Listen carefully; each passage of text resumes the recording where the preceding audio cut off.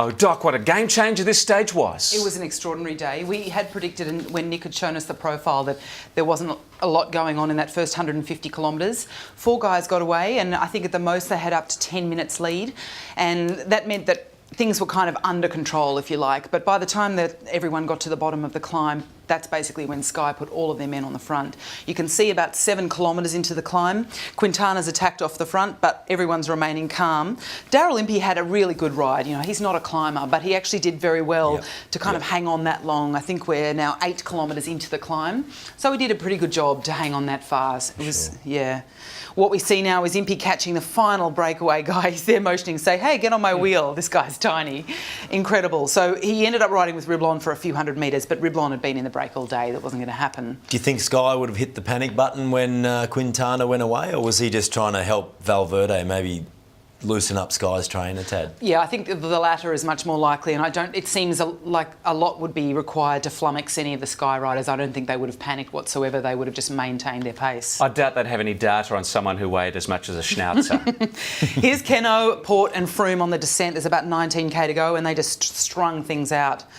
Again, we're seeing this footage of Cadell with just over 6.5k to go getting dropped. There's this gap. You can see up to where Joaquim Rodriguez and the rest of the guys are, and they've just been gapped out with 5k to go, 6k to go, sorry. Just exploded. Really impressive ride by Richie Port. I mean, he was absolutely systematic. You can see these boys are looking tired, and Froome's just tucked in. Yeah, you can see everyone there. Contador, Valverde, Kreuziger, they're all about to explode. And already there's Joaquim Rodriguez's drop. So, yeah, Contador's got a teammate, but, yeah, they don't look comfortable at all.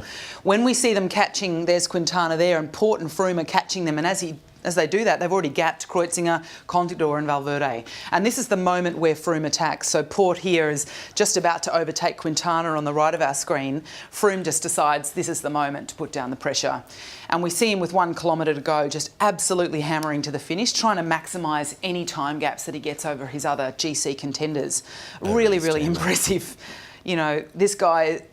Yeah, he doesn't look so great on a bike. He's a little ungainly, but he put in an amazing effort. They threw it down though, didn't they? They went 7k to go and went full gas, and Froome's ridden a long way by himself to the finish. Yeah, yeah. He puts, I think, 51 seconds into Port, so usually a lieutenant or the last rider for a climber is given a lot and can't necessarily finish that strongly, but Port did a very good job to finish so well. It shows the form he has. Well, I think Froome's been chomping at the bit though to go. We saw him attack the other day, and I think he went a little bit too early. But that's a great point. Really yeah, doesn't matter. Sure. Well, they've gone 1-2 there. Is that how it might be once we get to Paris in about 2 weeks? It's a bit like last year, but yeah, role it is, reversal. Absolutely, and then Port can be upgraded to the leader next year. But hopefully Richie won't do what Froome does, and Richie will attack Froome. Just an amazing display by Sky. All credit to them. Thanks for that, Doc. A wonderful review.